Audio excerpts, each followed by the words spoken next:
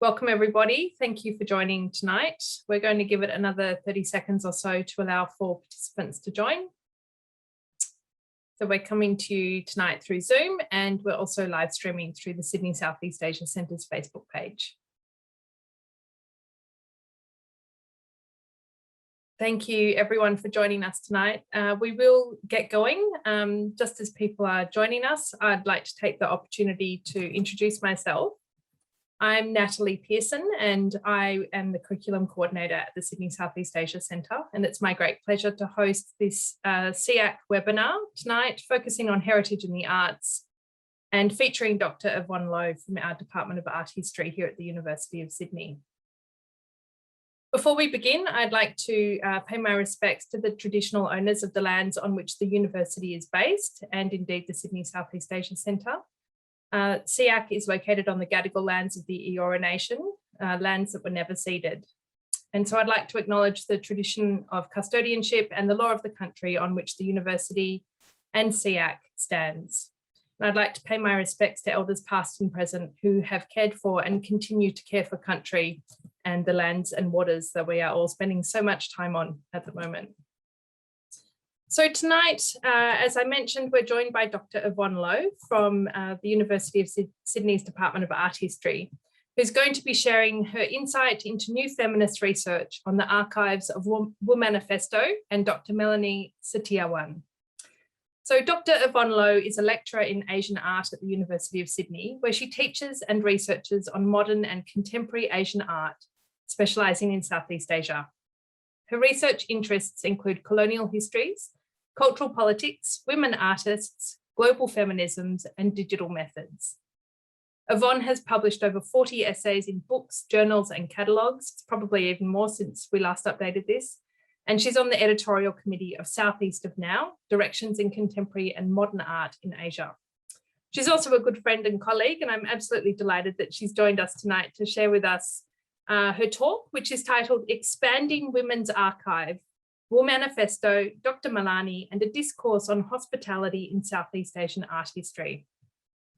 So Yvonne is going to speak to us for about 30 to 35 minutes, after which we'll have a Q&A, opportunity for question and answer. So if you do have questions throughout the session, please feel free to pop them in the Q&A button at the bottom of the screen. And without any further ado, I'm going to hand over to you, Yvonne. Thank you so much for joining us. Thank you, Natalie, for this really warm and generous introduction, and thank you as well to SEAC for having this, fantastic series of papers and for inviting me today. Is everyone okay? I asked my colleague this morning, and the reply was exactly, what I had in mind. Not really, but hey, thanks for asking. I know I shouldn't apologize, but I have hoped to progress further along with my research for today's presentation. But unfortunately, it's been just a really challenging year with increased carers' responsibilities and health issues in the family. But I'm still really, really grateful for this opportunity to share this ongoing and work in progress paper with everyone today. And I want to thank Natalie again, and I also appreciate everyone's kind understanding and welcome any thoughts and comments and feedback that you may have, and I look forward to discussing some of the ideas with everyone today. The paper that I'm going to, let me see if I can toggle this. Okay, now it's working. So the paper that I'm going to give today looks at two sets of or two types of archives as examples of what might be constitutive as women's archives. I was really excited to seize upon this opportunity to sink my teeth into the archives themselves and start mining it for forgotten histories. At least that was the initial plan and intention. However, I hope to clarify here that much as I am also going to be discussing the contents of the archive, it is really the producers of the archives who are the protagonists. And to this end, what I'm interested to explore is what the making process of the so-called archives might illuminate, namely women's subjectivity, women's art, women's invisible label, women's friendship and hospitality. And so here I might begin with this quotation from Griselda Pollock's influential article, Trouble in the Archives. She wrote, the library and the museum are not innocent sites of storage. They are already texts shaped according to the interests and needs of certain groups. So here, Pollock reminds us that institutional repositories are not neutral, and the onus is on feminist interventions to make trouble in the archives. And so she's calling us to pay attention to the subjective agenda of every archival collection and to query why the archive exists in the first place and in the form that it takes. And so whilst her remark was made in the context of identifying feminist and alternative methodologies within the discipline of art history, I have found it a useful entry point as I encountered the photo archives of Dr. Malani and the Womanifesto archive. So I was really asking the question, how did this archive come about and why this particular form? And so to clarify here, what we are looking at are fragments of a much larger archive, both official and unofficial. So this here is a page taken from the 4-volume book publication entitled The Indonesian Art World and the Archive of Dr. Melani Setiawan. And it's completed in 2012, but yet to be formally launched or distributed. It is drawn from over 45,000 photographs that were taken of and by the Indonesian collector, Dr. Melani Setiawan, and constructed into what she calls a photography book. And this album these 5 albums were created and put together by Thai artists and co-founder of feminist art collective Womanifesto, Nitaya Uari Warakun. And there are 5 of them, handmade albums by her, that are now part of the Womanifesto archive that has recently been digitized by Asia Art Archive.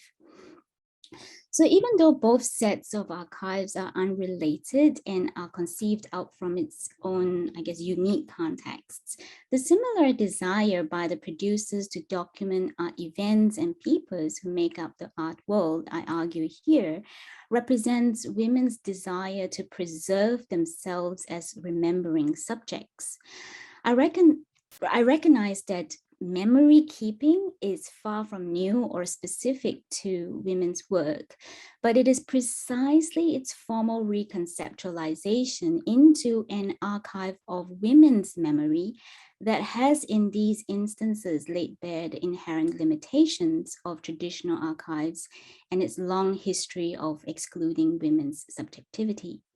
So questions such as what constitutes an archive and how archives have engendered realities, if not shaped, as opposed to merely preserving realities, have emerged in recent scholarship. And significantly, feminist perspectives have highlighted the urgency to consider the role of archives in feminist knowledge making, namely to actively problematize what an archive is and what an archive does. So this entails paying attention to what histories, politics, and power structures the archives themselves have emerged from. So in my interviews with the founders of Womanifesto, Varsha and Nitaya, the Womanifesto archive emerged quite simply out from years of prodigious and mindful collecting that gained momentum after their second event, Womanifesto 2, in 1999. And here I might actually add that the founding of Womanifesto has a prehistory that involved a number of other artists, including Australian-based Thai artist Patwan Suwarnakut, who has continued to be active in the projects in a range of capacities and who has been prolific in sharing her memories of the collection of the network in person as well as in her writings. Now, in what Varsha Nair has described was her first foray into writing to mark their, and this is a quote, presence firmly in the context of feminist art history, her essay, In the Feminist and Paradoxa Journal, reflected on the outcomes of the Womanifesto 2 conference about future plans, among which included the funding and establishing of an archive of women's art. Thus began the sorting, the compiling, and documenting process into an album by Nitya, which would also serve as a testimonial and portfolio to future funding agencies, as she has clarified to me. Now, Womanifesto, as Varsha has written, is determined to remain, and this is in her words, a totally independent artist-led platform. She also called it an exciting playground. As a result, though, the onus fell heavily on the women artists to wear multiple hats as organizers, website designers, administrators, archivists, fundraisers, publicists, advocates, and more. And I recount her talk given here 2 years ago at the University of Sydney as part of the Gender in Southeast Asian Art History conference that I was fortunate to co-organize with Claire Veal, Roger Nelson, and Catriona Moore, where she spoke about this very need for women to account for themselves by themselves. And she said, from early on with Womanifesto 2 in 1999, it was clear that apart from connecting with women artists, building a network, we would have to work doubly hard to mark our presence so as not to be made invisible or to be erased from the developing discourses in the art world in the region. And in my view, paradoxically, the prize for visibility was a lifetime of invisible labor for which the Womanifesto archive now stands to represent. Here, what we are looking at is the digitized version of the archive that was completed in collaboration with Asia Art Archive and launched formally last year. Notwithstanding the significance of this collaboration and what might be construed as formal institutionalization of the archive by and with Asia Art Archive, the making of the Womanifesto archive around about 1999 is significant because it marks the beginning of the documentation and making process. And by making, I refer not only to the documentation of the events, the recording of the processes of collaboration and friendship within the network, but also the products that contextualized and subjectivized the viewing of the archive itself. For instance, the writings by Varsha and these handmade photo albums by Nitya. So there was a shared understanding, if not acknowledgement, of this larger purpose, if I can call it such, that underscores these acts of photo taking, writing, collating, as remembering their work as much as it is of women's work and being accountable for it. However, it had not dawned on me to contemplate the making process of the archive as a mode of historical storytelling in itself, vis-a-vis the creative and intellectual dispositions of the makers, till I've encountered Dr. Melani Setiawan's photo archive and attempted to make sense of it. So whilst it might be clear how the Womanifesto came about, the Womanifesto archive came about and its purpose, the same cannot be said of Melani Setiawan's photo archive, which at first glance stands out as being quite unusual and distinct. I've never seen anything like that. Although Malani herself had explained the very personal nature of the documentation process as merely a means to record her journey with members of the art world, and here she wrote, they were to preserve her memories with the artists she met and nothing more and nothing less. She seemed nonetheless also aware of its significance when she commissioned or invited essays by leading scholars and art historians to write about its archival function. For example, the task of justifying the title, The Indonesian Art World and the Archive of Dr. Melani W. Setiawan, was given to Indonesia's preeminent art historian, Jim Supangkat, whose essay dealt extensively with the contextualization of Melani's personal photographs as an archive and its relationship to the art world. Here, the term archive was justified on the sheer grounds of its breadth and scope. Regardless of its personal considerations, Jim Supangkat argues they nonetheless serve to review the various developments and shifts in the Indonesian art world and offer the perception of the community not otherwise available in the archives of formal institutions. So the archive of Melani's photographs lay not in its quality, but its quantity, that is the sheer numbers of people that she had met who are associated with the industry in some form or another. So artists, critics, collectors, gallery owners, art journalists, scholars, art activists, art writers, art dealers, curators, art lovers, museum officials, and exhibition organizers. So really the many people that make up the so-called art world, art community, and art public. For example, here in this photo, we see her pictured with the artist Catherine and his family at his home studio. The photograph is capturing what appears to be a spontaneous event depicting a visitor, an artist, and his family, and most importantly, an example of his work, which you can just about make out in the background. The photograph is numbered 198 and dated August 15, 1999, and next to it is a short note that reads, I visited Catherine's house late at night, but this young family still received me with gracious smiles. Annie and Taka, their first son, also gave me a warm welcome. And I noticed here how she had taken the trouble to identify all the individuals in the photograph, including the young child that was perched on Annie's hip.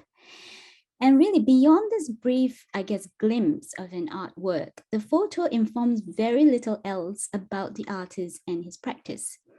The intention, it seemed, was never to be the voice of authority of anyone or anything, just simply to remember a moment.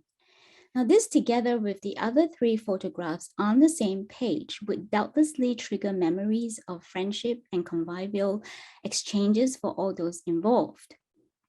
So notwithstanding the prevalence of friendship and familiar ties, the photo also significantly portrayed the subject of patronage. Indeed, one might situate the image within the history of imagery that depicted the iconography of the patron and the artist. And one well-circulated example might be this 1957 photograph of President Sukarno visiting the founders of a prominent Sangha, Seniman Indonesia Muda, and their family.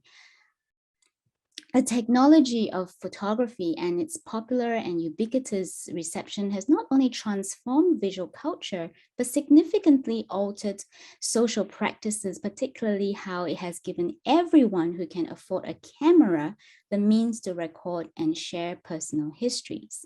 And so I'm reminded here of the admirable study by visual anthropologist Karen Stressler, who observed that the popularity of photography in 20th century Indonesia marked a shift from an oral culture without a tradition of documentation to one that was obsessed with it.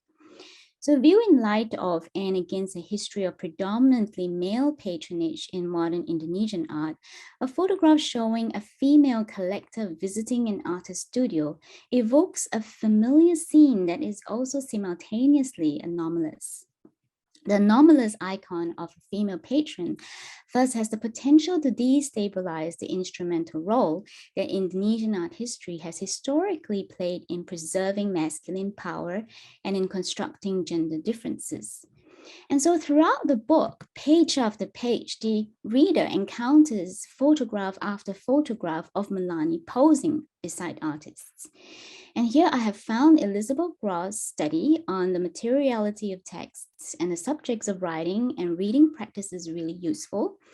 And here Gross cautions that the text's materiality exerts a kind of resistance, a viscosity, not only to the intentions of the author, but also the readings and uses to which it can be put by readers.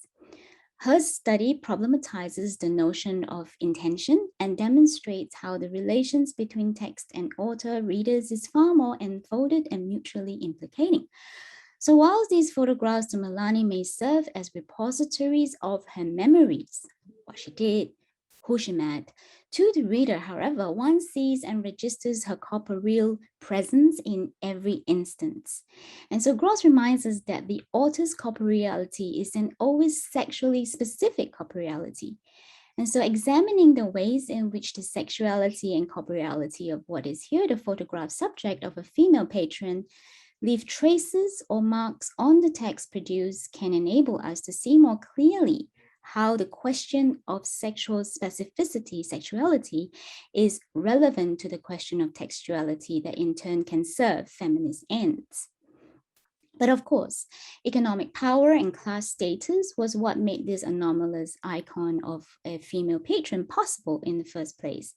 And again, I recall Karen Stressler's work discussing how photography is far from a neutral technology that satisfies pre-existing desires. It involves, and I quote here, the reorganization and production of desires and needs themselves. And Malani's photograph or photography book, I think makes this a case in point that exemplifies how class has shaped the social distribution of these emerging habits. For example, Agus Damawan, writing about Malani, was careful to situate her within the social fabric of Indonesia, explaining how she grew up in a family of scholars of Chinese descent. And in this family of medical professionals includes her uncle, who was instrumental in fostering in Malani an interest in the high arts. And so, she started off as an outsider and she became acquainted with the art world first by joining him regularly to Balai Budaya Cultural Hall and the Ancol Art Market in the 1970s. And so while success into the art world was facilitated by class, economic privilege, and male patronage, it was through the use of photography that Malani could reimagine the role of a patron on her own terms and find her place within the space. Growing up in the New Order, Malani would have been familiar with the growing popularity of photo taking using the portable camera. Studies of vernacular photography and identity photos have shown its widespread popularity in youth culture to exchange photographs as mementos of friendship and the circulation of memory books as acts of remembrance before one leaves school and part ways. And so bringing camera along and taking photos of events and occasions is not an uncommon practice for the urban middle or upper class. But what struck me here as significant is that she bothered to print them and give them away. And so here Malani delves into the psychology of giving, likening the act of giving the photographs to the dispatching of medical prescriptions. And she wrote, "An antidote to longing, a place to store affection, and a sign of my appreciation for their kindness toward me." So as gifts of appreciation, the value is apparent, especially in light of the 1997 economic crisis that has affected many parts of Southeast Asia, which has rendered exclusive use of this luxury item for really only truly significant events or life events. And so in this brief example, Malani's use of photography and then giving them away as a position of privilege was transformed into acts of visual caring that served as tokens of appreciation to the artistic community.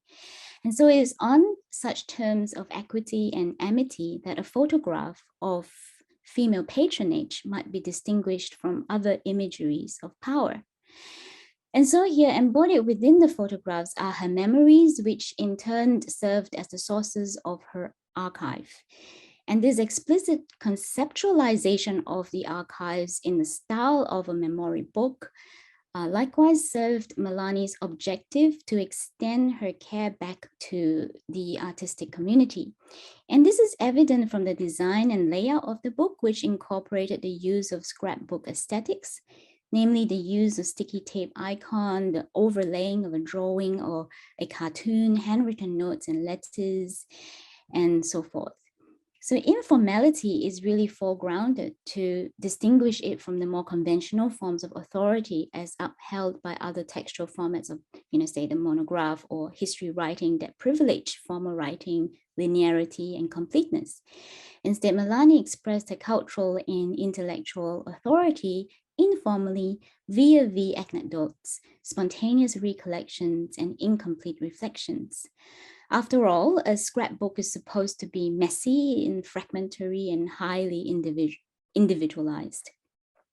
And so the display of personal media assemblages, which is a common feature of the scrapbook, ranging from photographs to notes and gifts from her friends in the form of drawings, makes public what has been a lifelong habit or hobby of interacting with media texts that she had used to express herself socially while simultaneously documenting her life. And so in this regard, her photography book, in how Ellen Garvey has described scrapbooks to be, quote, strange amalgams of handwork, individuated response and mass media text, here act as what scrapbooks do, as both performance and archive.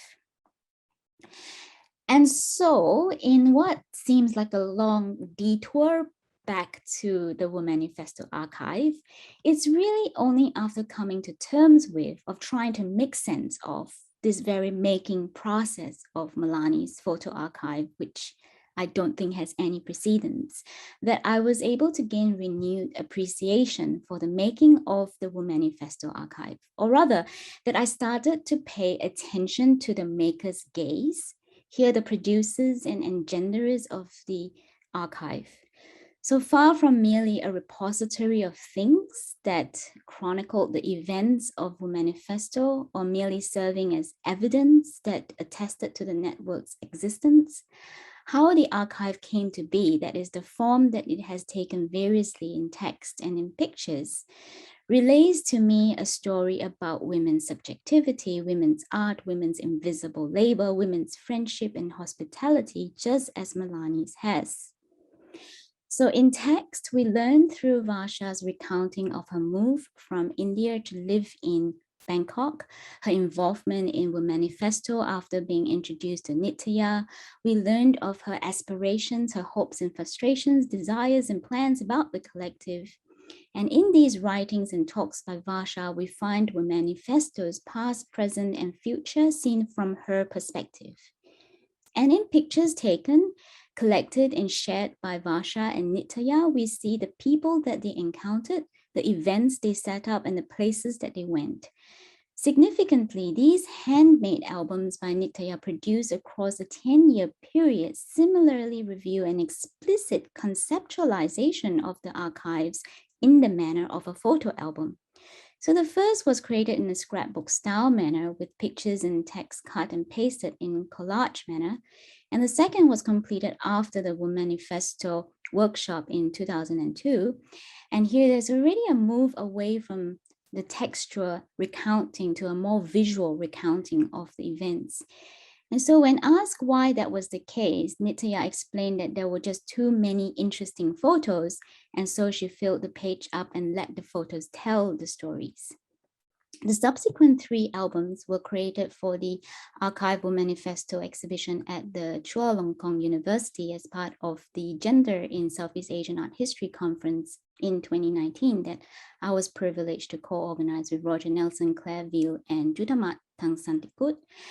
And so produced with the exhibition in mind, Nitya and Varsha, who curated the exhibition together, had in mind that the album would enable the ease of viewing the archive and have in fact wanted the viewers of the exhibition to touch, to hold and flip through the albums.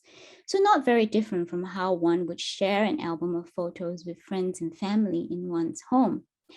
So this conviviality and hospitality was central to the ethos of Womanifesto, which is also vividly captured in the photographs showing members' homes or meals shared with one another. In fact, reminiscing, as it turned out, was a shared pleasure between the co-curators and other members putting up the exhibition, which more than made up for the challenges and physical demands that they encountered, in the sorting, the hanging, the moving, the unpacking. And so we really see here with these albums, a kind of explicit contextualization of the viewing process of an archive into a regular photo album that takes one on a trip down, memory lane. As the photos themselves tell manifold tales, depending on the viewer's relationship with the subject depicted. They crucially also speak to an history through Nitya's subjective gaze. Her selection, basically, her pasting it, her organizing it. So I guess what I'm trying to get to is that I'm just really fascinated with, the stuff, the thing that is not consciously archived, but is reviewed in the act of archiving. Okay, so I might just very quickly wrap up and I'll just bring up another major figure in feminist art history, Lyndon Auckland. So speaking for the importance for women, especially to intervene in the history of art, of culture, of institutions, and of consciousness, feminist art historian Lyndon Auckland believed in the active engagement and participation of viewers and readers of art and art history. Neither Nitya nor Malani, Ibu Malani, I think, has necessarily conceived of their book or album to address sexual politics per se, but yet it is nonetheless possible to consider its contribution to a feminist objective by taking into account their subjectivity, a woman's subjectivity in the production process. And so here what we are seeing are examples of highly contextualized publications that serve a feminist end in positing to authorize one woman's taste or one woman's gaze. And in Malani's case, it is in the intentional insertion of female corporeality in the photographic records configured explicitly as an archive. It is a document that testified to her love of art and the friendships forged.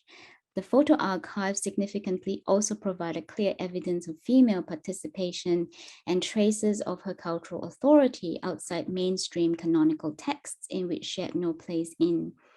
By devising the archive in the form of a memory book that used the aesthetics of a scrapbook, she was able to validate her voice and her subjective experiences as a means to achieve some degree of self-determination.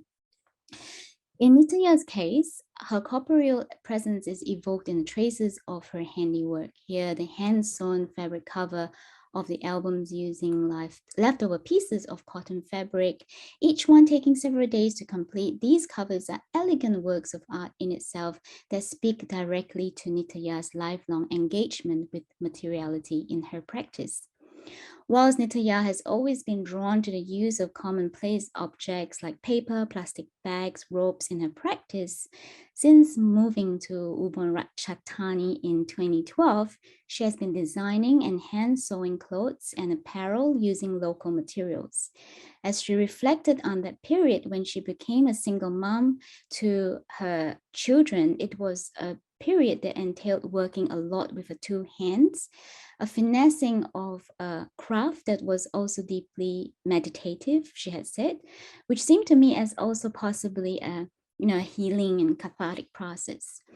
These fabric covers function as more than mere protection for the album, in as much as it serves to aestheticize, make it really pretty, good looking, the album, and subjectivize the viewing process. These covers enable her to partake in a storytelling process, giving her time and her art and her handiwork to the album viewer, whoever it may be. So in this regard, the significance of the Womanifesto archive and Malani's photo archive serve not merely as sources for readings of the art world, but as sources to the history of Thai and Indonesian women's contributions, respectively. The impact of these archives is too early to say. However, there's no doubt that the attempts to use their memories as archival sources has laid bare the inherent limitations of traditional archives and its long history of excluding women's subjectivity. And so here it may be generative to take up feminist historian Antoinette Burton's call to recognize the indeterminants in such efforts of archive making, where an archive of women's memory serves as neither a primary or a secondary source, because it participates in and helps to create several levels of interpretative possibility. And so thus, as we recognize the fundamental liminality of the archive and revel in the possibilities that an archive such as this might offer to the future researcher, we also recognize and acknowledge the valiant effort of these women, like others before them, has tried to preserve themselves as remembering subjects. And yes, I'd just like to extend a deep note of appreciation to Vasha and Nitya and Ibu Malani for their friendship and their hospitality these past years. And yes, that's all I have today. That's all you have today, Yvonne. That was absolutely wonderful. As I expected it would be. Thank you very much for sharing with us tonight. And I would like to also acknowledge that Varsha and Nitaya are in the audience tonight. So thank you for joining us. And I can also see that Paptawan Swanakut is in the audience as well. So I'm sorry we don't have the format set up whereby those participants can speak. But if you would like to add a comment or a question, please do so in the Q&A box. We've got lots of participants tonight, and the floor is yours to ask Yvonne any questions about this particular research project. Yvonne, I was really struck by one of your photos depicting Malani's photos all lined up in a very orderly manner in folders. And the thing that really struck me was how much labour goes into assembling an archive like this and keeping it orderly so that it can be used in the future. And I think that's one of the things that really came across in your presentation. I wanted to ask how you came to this particular archive. How did you encounter it? How did you discover it? Was it introduced to you? So you're talking about Ibu Malani's archive? Yeah, okay. So everybody knows about Ibu Malani's archive. Anybody who has been researching on women artists or researching would hear of it, because it's just so extensive, you know, and she's been doing this for years, you know, going to events, and she's a very friendly and warm person. And you won't believe it, but when I first embarked on my PhD research, and that's many years, I think 10 years ago, I can't remember anymore, but I met her, and she just welcomed me to her house, believe it or not. She put me up, and she told me about her big project that she was working on. And I met her staff, the designers that were, you know, helping her put together, and they were working till 12 more overnight. I see them just working in her little home office till very late. We became friends as well, and they are just, you know, they have a lot of but I guess the archive itself is kind of never complete, because she keeps meeting new people, and it just keeps expanding and expanding. But so. Well, let me ask you about that, because I took a look at Malani's online presence, and I was absolutely fascinated to discover that she has a very active Instagram account with 12,000 followers. So it's almost like she's maintaining this visual presence, this archive online now. So is she continuing to collect images in the same way that she was in the past in physical form, or has it transitioned to a digital presence now? Yeah, that's a good question. I would probably WhatsApp her now to ask her, but certainly before I guess the, you know, social media became really popular and iPhones become ubiquitous. Before that, I think they were using BlackBerry a lot, and she was just carrying her portable camera, taking photos. But certainly with the popularization of digital cameras, I imagine her, I'm not just imagine, I know that she was taking photos using her phone and circulating them on Facebook. She would send it to me straight away. She would, you know, take border to it, despite her incredibly busy schedule, send me photos that she has taken via email. So I imagine it ought to be all quite spontaneously done on her phone as she's traveling from one event to another. Well, I wanted just to come back to how you came to researching her archive, because you said to me privately earlier that it was inspired in part by a talk by Professor Flaudet a couple of years ago, who just managed to make it out to Sydney. Could you expand on that? Yeah, let me, if it's okay, I will just share my slides again. It's a photo. So you're looking at my slides, and that's so I have not quoted Professor Claudette Detwin explicitly in the conceptualization and framing of my argument. But there was a lot of her at the back of my mind. And there's a long gestation process when I'm sitting there musing and thinking through some of the things that she said at that keynote. And mind you, that keynote, when I was one of the co-organizers, has been kind of crazy. I was running around the microphone, checking that everything was working. So I wasn't really paying full attention. So the whole process, the gestation process, was a long one.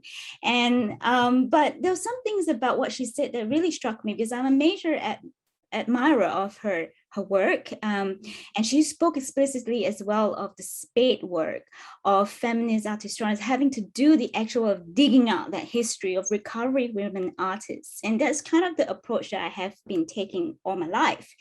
And the archive is always the first place we go to, only to find out how inadequate it is. And then we leave the archive, ditch the archive, and goes elsewhere.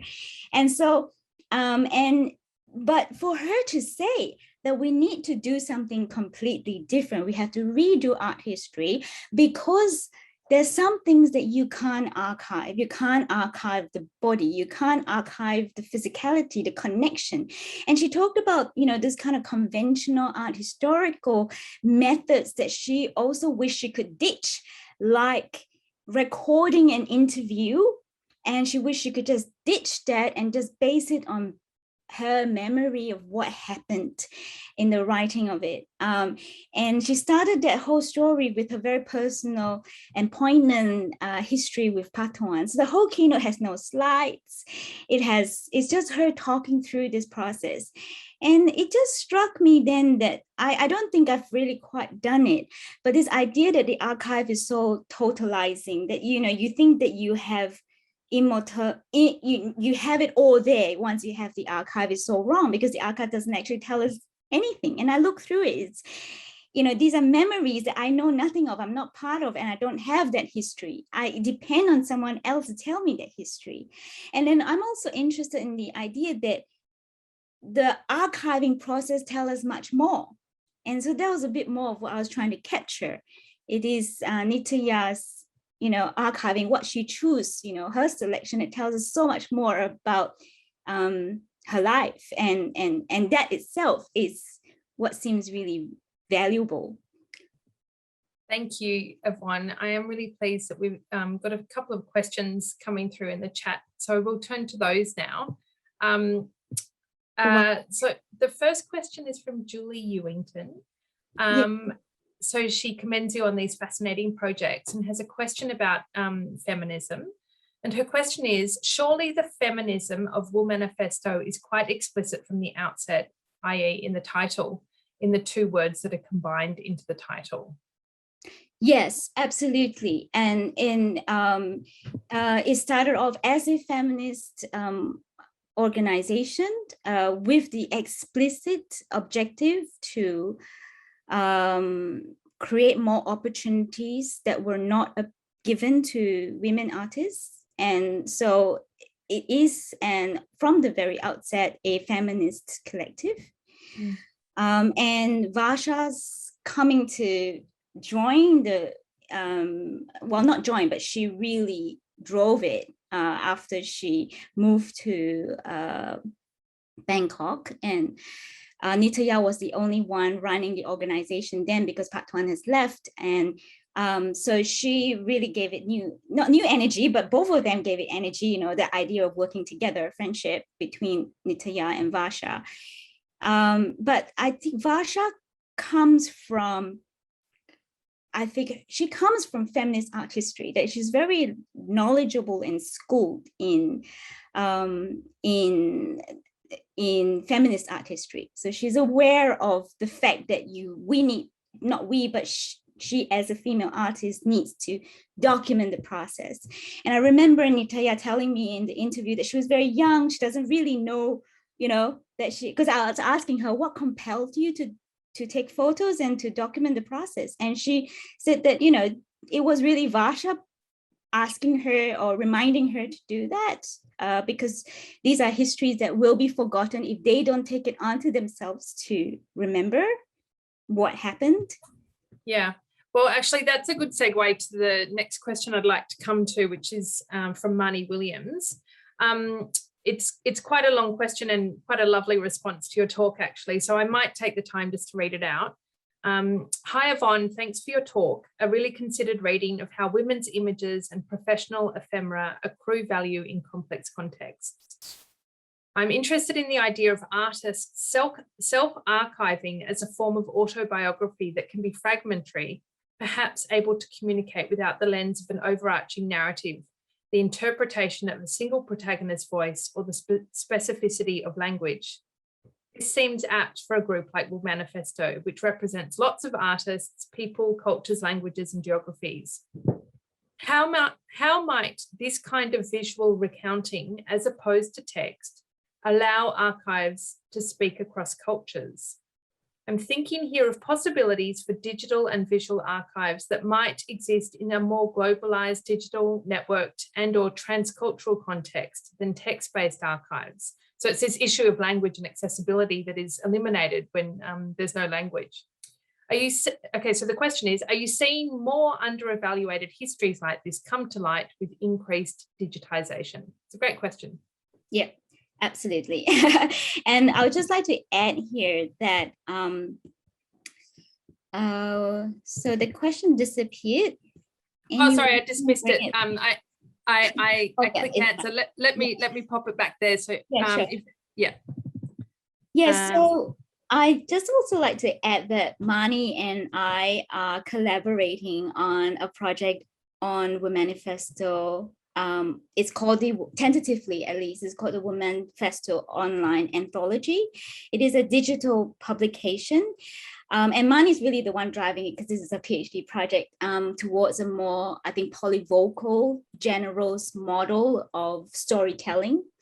And this is a project that is currently funded by DFAC as well as supported by Power Institutions, something that we're working on together.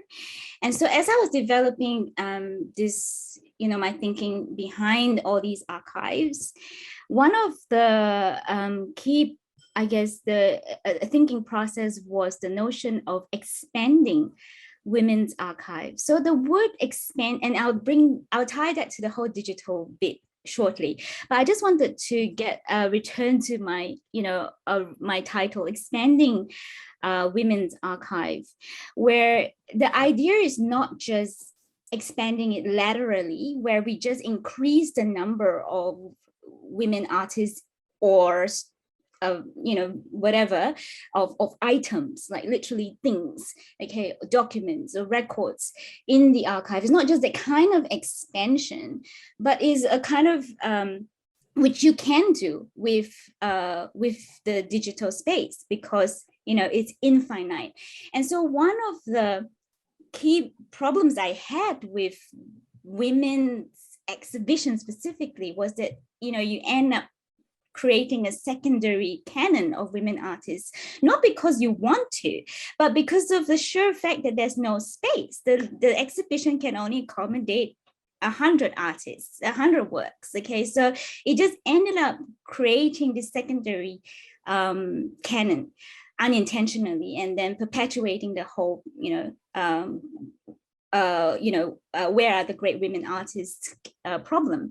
It doesn't resolve or break down the criteria. And so I thought, what about if we were to resolve that space problem, something very practical, and if we just put it all online, and it's this infinite space where you can just keep increasing it with no, there'll be no problems with hierarchy. You just completely break it down, I thought, right? But it also doesn't quite solve the problem. Then we have Claudette's talk, which tells me that, the archive doesn't tell you anything. Then what about, or it does tell you a lot, but there are also those things that are lost. You can't archive the person, you can't archive the connection. And she repeated this quotation very frequently in her talk. The globe is in the computer and no one lives there. And there's this kind of disembodied feeling and experience, and you can't hear the wind in the trees, and all those friendship and all those things are not captured. And I encountered so many of this in my own fieldwork with women artists, so many vignette stories that are precious that I can't write into the book because it doesn't work within the art historical framework, whatever that is. So back to Mani's question about this. Which I've popped in the chat if you want to go back and have a look for it, because I couldn't get it back to open questions, but if you want to go back and have a look at it, that's where it is. Yeah, so this idea of expanding women's archive, the idea here was, I guess what I'm trying to test out with this paper is not just literally adding pictures, adding names, or adding things, expanding the archive, but by rethinking or expanding ways in which we can consider the storytelling. So to increase the different perspectives, different versions of Womanifesto's histories, from different language, spoken from different languages, so you get a sense of how that is told in a language, and oral histories, for example, as another example that we could incorporate in the digital sphere. I don't know if, because Mani and I talk about this a lot, and I think we see eye to eye on this. So I'm going to keep thinking. I don't think that there is any under evaluation of histories in the light of increased digitization. But I think that what Professor Claudette May-Detwin is trying to say also is a reminder that there are things that you can't archive, and like the physical body and the friendships and the connections and so forth. Let me ask you, I'm just going to add to Mani's question, whether, because you've talked a lot about connections and friendships, whether you think social network analysis is a useful tool for trying to map those connections between people. Yes, they are. I'm very open to the idea of, I haven't actually used one myself, and I've seen graphs that are quite complicating. I think what I'm trying to get at is that there are things that we can try and visualize and capture those relationships, but they will always be incomplete. Of course, they will be incomplete, but there's also something that you can't quite capture. And so if return to Claudette's point about this totalizing identity, we try to frame it and talk about it, but every person is never singular. There's this multidimensionality about it. This is, once you put it in words, it's gone, it's lost. And once you put it, once you connect it, it's as if you've done the work itself. But there is this other aspect that that can't quite be captured. I think actually that sort of echoes back to the talk we had last week with Dr. Beth Yap, who pays a lot of attention to the absences and the gaps and the silences in her work. So that really resonates. Okay, we've got time for a couple more questions. Thank you, Yvonne, for your generosity in answering these questions so thoughtfully. Okay, Felicia Aurel Ferdinand says, thank you so much for your session. It was immensely insightful. Her question is, how has Dr. Malani's archive impacted the women's art scene in Indonesia or in Southeast Asia more generally, specifically concerning the lack of women-centered exhibitions in Indonesia? Yeah, so this is a fantastic question. I think that the impact, though, is still too early to say because of how it is still limited in its circulation. So these 4 books are, they are digitized and they're not circulated. There was initially she had wanted to launch it in 2012, I think, but then it was delayed due to personal reasons, and then it just never happened. And then now it is part of, and that's why I bring up this page, of a research project that is led by the Grimwald Center for Cultural Materials Conservation at the University of Melbourne, where she has invited, or the team has invited, a number of researchers, excluding myself to respond to or to make sense of or to write about the archive. And so I believe, if I'm not wrong, that the archive will be launched. That is, the books itself will be launched after this book is, this research project has been completed. But I think the point really is that is access. There's, unlike in the case of Asia Archive documenting and digitizing Womanifesto materials and putting it online, and is readily available for everybody. Dr. Malani's book volume, 4-volume archive or photography book, she calls it, is not as readily available. And so in terms of, whether there's any impact on women, specifically women-centered exhibitions, it's hard to say, because I myself have not seen all 4 volumes, because I have no access to all 4. I've seen 2 volumes of it, and there are thousands already. There are hundreds of, photographs to go through. And though she may have attended many exhibitions, she may not have attended every single event in Indonesia. So you can't really base it off what she has attended, which is also very subjective based on her interests and her availability, her busy schedule. She's a doctor, to identify those exhibitions. And I don't think she is really promoting women artists specifically, but she's clearly aware of them. Like, in my interview with her, she was able to point me to certain artists that I have not heard of. So yeah, I think in terms of impact, it's probably still too early to say. Yvonne, I'm going to ask you to stop sharing your screen so that we can see your face properly. That's okay. I keep meaning to ask you and then I don't. But I think we're almost out of time. I would just like to ask you, you mentioned in your introduction that the project is not as far advanced as you would like it to be, even though I think you've made a very thoughtful contribution to the conversation. Where are you taking the project next? Yes, good question.